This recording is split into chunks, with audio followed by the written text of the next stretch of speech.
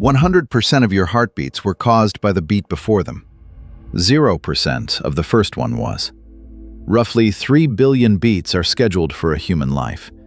Every one is an echo. Every one inherits its timing from the contraction before it, the way one domino inherits its fall. Except one. One beat had nothing behind it. No previous rhythm. No pacemaker. Your pacemaker cells did not exist yet. It happened in the dark, inside a body that was not yet a body, in a sheet of cells the size of a comma. That beat never stopped. It is still running. The thing under your ribs right now is the far end of it. Put 2 fingers on the inside of your wrist. Press until the bone stops you, then ease off slightly. Find it. That pressure wave under your fingertips left your heart about a quarter of a second ago. It crossed your shoulder and your elbow to reach you. You are feeling the past. Now feel the gap between 2 beats. That gap is not rest. Inside it, your cardiac cells are hauling calcium back into storage, against the gradient, burning fuel to do it. Roughly 1 billion ions per cell per beat. An order of magnitude, with the exact figure shifting by cell and method. Every pause you feel is that work. Count backward. Each beat was triggered by the one before it. Follow that chain through your adulthood, your childhood, your birth. It does not fade out. It stops hard. At a single event, around day 16 of your existence, inside a curved band of cells that had not yet learned what a heart was. That event has a timestamp. Nobody can tell you why it was that one. Your heart is not started by your brain. Test it. Hold your breath 10 seconds and feel your pulse slow. Your nervous system pushes the tempo. It cannot create it. You know this because of transplants. A donor heart is cut free of every nerve tying it to its original owner. It arrives in a new chest, denervated. No signal, no command, no brain. Surgeons warm it, restore blood supply, and it beats, on its own, sometimes before the last suture. That is not a theory. That is a Tuesday in a cardiac theater. The rhythm is not commanded, it is intrinsic, which leaves a harder problem than the one you thought you had. If nothing commands the beat, nothing schedules the first one. The first contraction has no external clock. It arrives out of stillness, and stillness has no timestamp built into it. The thing that makes your heart contract is not electricity. It is a metal. Calcium. 2 positive charges, 100 picometers across. Your muscle cells hold calcium 10,000 times lower inside than outside. That gradient is a loaded gun. It costs enormous energy to maintain. It exists for one purpose, so that when a gate opens, calcium does not trickle in, it floods. Those ions bind a protein called troponin. Troponin twists. The twist uncovers a binding site. The filaments slide. The cell shortens. That is your heartbeat. A metal falling through a hole and a protein changing shape. Everything in your chest depends on a gate, and a gate has exactly 2 states. Here is where your intuition breaks. A single ion channel does not open gradually. It does not ease open like a door. It snaps. Close to open in under a microsecond, at a moment no measurement can predict. Electrophysiologists have a name for this. Stochastic gating, and patch clamp recording has shown it for 50 years. Watch one channel, and you see a staircase of sudden jumps at random intervals. Watch 10,000, and you see a smooth curve. The smooth curve is a lie. The staircase is what is actually there. Your first heartbeat required a threshold number of these gates open at the same instant. Each gate is individually unpredictable. Nothing coordinates them. And yet, the first beat happened at one specific moment, not a second earlier, not a second later. Standard biology answers with statistics. Enough dice, and the average becomes reliable. That works for the 10 billionth beat, not for the first. The first is the one event with no average to fall back on. It happened once. In February 1943, in Dublin, a physicist gave 3 public lectures on what a living thing actually is.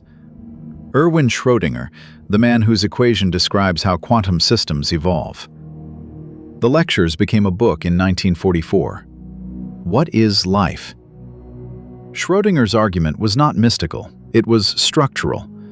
Living order is too stable to be statistical. A gene is made of far too few atoms for the law of large numbers to protect it. The averaging that keeps a gas well-behaved does not apply at that scale. Something else holds the pattern together. His answer was quantum mechanics. The discreteness of quantum states. A molecule cannot drift into a new configuration. It must jump all at once over a barrier.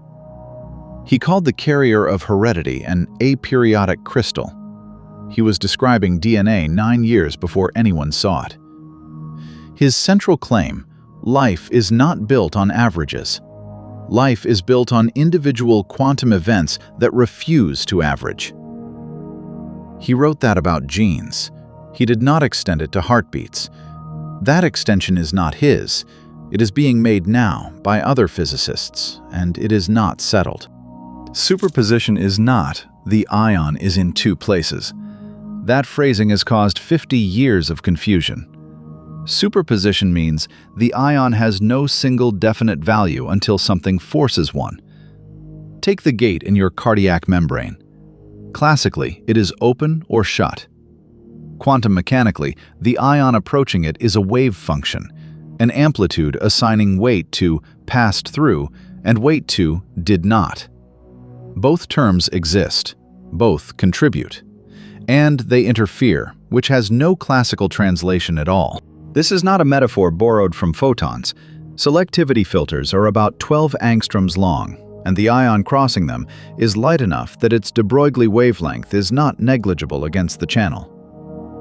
Johann Sumhammer and Gustav Bernreuter solved the Schrödinger equation directly for potassium ions inside the KCSA bacterial channel, and reported that coherence of the wave packet increases conduction. A calculation, not a measurement in a living cell. The distinction matters, and I will keep flagging it. But note what the calculation implies. In that window, before anything registers the outcome, the beat is not late and not early.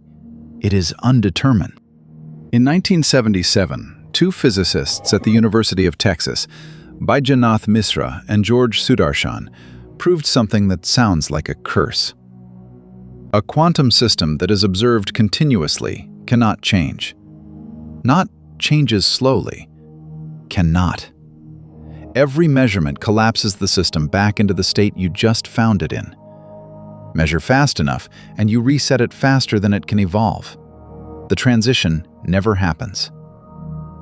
They named it after Zeno of Elea, who argued that an arrow in flight is motionless at every instant, and therefore never moves. This was verified in a laboratory. In 1990, Wayne Itano and colleagues at the National Institute of Standards and Technology trapped around 5,000 beryllium ions, drove them toward an excited state, and pulsed measurements at rising rates. Measurement rate up, transition rate down, exactly as predicted. That result is solid, replicated, uncontroversial. Now hold both halves of that in your head. Observation freezes change, and a heartbeat is a change. A cell membrane is not a quiet place. It is a bath of water molecules colliding at picosecond intervals, of shifting charge, of thermal noise at 310 Kelvin. Every collision is, formally, a measurement. The environment watches the ion constantly. Which is why Max Tegmark argued in 1999 that quantum effects cannot matter in warm tissue. He calculated decoherence times in neural structures on the order of 10 to the minus 13 seconds, trillions of times faster than anything a cell does. That paper is the strongest objection to everything in this video, and it deserves stating at full strength. But the objection cuts both ways. If the environment measures the ion continuously, then by Misra and Sudarshan's own theorem, the transition should be suppressed. Constant observation does not only destroy quantum behavior, it freezes transitions that depend on tunneling. Ioannis Kominis at the University of Crete has argued exactly this for radical pair chemistry, that the Zeno effect is not a curiosity in biology, but a governing term, and that it explains measured magnetic field effects. That work is peer-reviewed. Physicists call this operating range the Zeno regime. The window where being watched is what holds a system still. Your cells live in that window permanently. Whether it reaches a calcium channel in a heart is an open proposal, not a finding. For most of the 20th century, biology treated the quantum world as a rounding error. Molecules were balls. Bonds were springs. Everything above the electron averaged into Newtonian machinery. That assumption has been failing, quietly, for 20 years. Enzyme catalysis is routinely modeled with proton tunneling. Olfaction has a serious, still contested vibrational theory. Bird navigation has a radical pair mechanism with laboratory support. The field has a name, quantum biology, and it stopped being an insult around 2007. Here is what did not change. In every case, the quantum event is small, fast, and buried inside a molecule. Nobody has shown one governing a whole organ. The calcium is not the point. Not the ion, not the gate, not the flood. Everything described so far, the troponin twist, the staircase of openings, is machinery, and machinery is the easy part. Cardiologists have understood the machinery since the 1950s. It has never once explained the thing you actually want explained. The point is the moment, not the mechanism of the beat, the selection of the instant. Your body runs on a rhythm. That rhythm has a first term, and the first term has no predecessor to inherit its timing from. Every physical account of your heart tells you what happens after the start. None tell you what constitutes a start. That is not a gap in the data. That is a gap in what kind of thing a moment is. In 1994, a French mathematician and an Italian physicist published an idea that inverts the question completely. Alain Kohn, a Fields medalist, and Carlo Rovelli, a founder of loop quantum gravity, proposed the thermal time hypothesis. It rests on hard mathematics, the Tomita-Takesaki theorem, which shows a thermal state in a quantum system automatically generates a flow.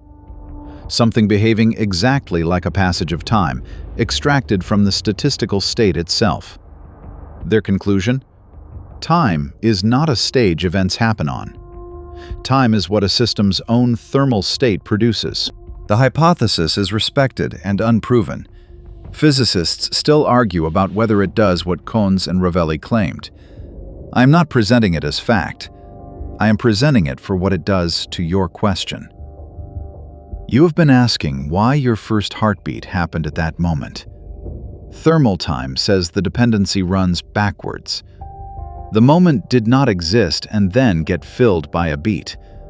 The moment was generated by the state of the system. Before your heart had a rhythm, it had no time. The first beat did not occur in time. It manufactured the time it occurred in. Follow that one step further, and the frame changes shape. In quantum mechanics, a measurement is not a person with a clipboard. It is any interaction that forces an undetermined system to a definite value and records that value irreversibly in something larger. Irreversibility is the whole criterion. If the record can be erased, no measurement happened. Now look at what your first heartbeat did. A threshold number of channels opened. Calcium flooded. The cell contracted. That contraction moved fluid into surrounding tissue. Thermodynamically irreversible, dumping heat into your mother's body that can never be gathered back. By the operational definition physicists actually use, that is a measurement. The first heartbeat is the moment a biological system stopped being a set of possible configurations and became a recorded fact. This is an interpretation, not a result. No experiment distinguishes it from ordinary thermodynamics. But it is not sloppy language either. It is the standard criterion applied where nobody usually applies it. In 2007, Gregory Engel and colleagues at Berkeley ran two-dimensional electronic spectroscopy on a light-harvesting protein from green sulfur bacteria, the Fenner-Matthews-Olsen complex. Femtosecond laser pulses, and they watched the energy move. They saw oscillations, quantum beats, persisting for hundreds of femtoseconds at 77 Kelvin. The energy was not hopping randomly from pigment to pigment. It was behaving like a wave, exploring routes simultaneously. The paper landed in Nature, and it broke the field open. 3 years later, the same group reported those signatures at 277 Kelvin. Physiological temperature. The temperature of a living thing. You need the rest of the story, because the rest is where the honesty is. Over the following decade, that interpretation was heavily challenged. Follow-up work showed much of the long-lived signal was vibrational, molecular vibrations, not pure electronic coherence. And some groups argued the biological relevance was overstated. The debate was fierce, and it is not closed. What survived is narrower and still remarkable. The dynamics of that protein cannot be described by classical hopping alone. Full microscopic simulations published in 2025 again report persistent quantum effects in primary photosynthesis. The strong claim weakened. The weak claim held. A bacterium at the bottom of a sulfurous lake uses quantum coherence to move energy across a protein in water. In exactly the warm, wet noise Tegmark said would destroy it. The birds are the harder case for the skeptics. In 2021, Peter Hoare at Oxford and Henrik Moritzen at Oldenburg published in Nature on cryptochrome 4 from the European robin. The protein is magnetically sensitive, and the robin's version more so than the near-identical protein in chickens and pigeons, which do not migrate. The mechanism is a radical pair, two electrons whose entangled spins respond to a field 50 times weaker than a fridge magnet. Note the limit precisely. Purified protein in a test tube, not inside a flying bird. Hoare says so himself. The strongest evidence quantum biology has, and it stops short of a living animal. The direction is now hard to argue with. Evolution does not ignore a resource because it is theoretically inconvenient. And your heart runs the same chemistry, in the same water, at the same temperature. In 2015, Matthew Fisher, condensed matter physicist at Santa Barbara, Buckley Prize winner, no reputational incentive to say anything strange, published in Annals of Physics that nuclear spins could carry quantum information inside a living brain. His argument is specific enough to be testable. Phosphorus-31 is the only biological nucleus whose spin can serve as a qubit, because nuclear spins are shielded from the noise that destroys electron coherence. One structure could protect them, the Posner molecule, calcium phosphate in the arrangement calcium-9 PO46. He estimates coherence times not in picoseconds, but in hours. The mechanism ends where this video started.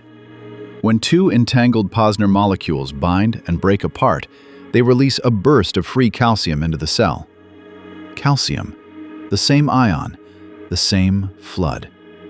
Fisher's proposal is unverified. He says so openly and has spent a decade building experiments to test it, some returning ambiguous results. Do not take it as established. Take it as this. A serious physicist from first principles arrived independently at calcium as the place quantum information enters biology. Carl Friston at University College London formalized something adjacent. His free energy principle. Any system that persists must act to minimize the gap between its expected state and its sensed state. Anything that fails dissolves into its environment. That is close to a definition of being alive. But minimizing prediction error requires a prediction. A prediction requires a prior state. A prior state requires the system already be running. You have found the same wall from a different direction. Friston's mathematics describes how a living system stays alive with extraordinary precision. It has nothing to say about the transition into being one. The framework needs a first term it cannot generate. But notice what minimizing surprise actually is. Forcing an uncertain state into a definite one and recording the result, not a metaphor for measurement. The same operation in different notation, which is the same hole Schrödinger left in 1944, the same hole thermal time points at, the same hole your first heartbeat is sitting in. The hard science stops here. Everything above this line is published, peer-reviewed, mostly replicated. The calcium gradient is measured. Stochastic gating is measured. The Zeno effect is measured in trapped ions. Coherence in photosynthetic proteins is measured and vigorously debated. Magnetic sensitivity in Raman cryptochrome is measured in vitro. And the first heartbeat has now been filmed. In 2023, Bill Gia and Adam Cohen at Harvard published in Nature the first direct optical recording of a vertebrate heart starting. Zebrafish embryos, 20 hours after fertilization, genetically encoded voltage and calcium reporters. What they saw was not a gradual ramp. Sparse, uncoordinated calcium waves grew for hours. Then the tissue crossed a threshold and beat as one, coherently, across the whole primordial organ, before pacemaker cells had even been specified. They gave it a name, a noisy saddle node on invariant circle bifurcation, a sharp phase transition tipped by noise in a system quietly approaching a critical point. That is the state of the evidence. You cannot feel that moment. You cannot recall it. You cannot get behind it. What follows is not established. Nobody has measured quantum coherence in a cardiac ion channel. Nobody has shown the noise tipping that bifurcation is quantum rather than thermal. The next 4 minutes are inference, and I am telling you that before you hear them, not after. The line between alive and not alive has never survived contact with a laboratory. A virus fails most definitions. A tardigrade in cryptobiosis has no measurable metabolism for decades, then walks away. A donor heart in a cooler is not alive by any organism-level standard, and it beats when warmed. Medicine handles this by picking thresholds and defending them. Brain death, cardiac death, viability.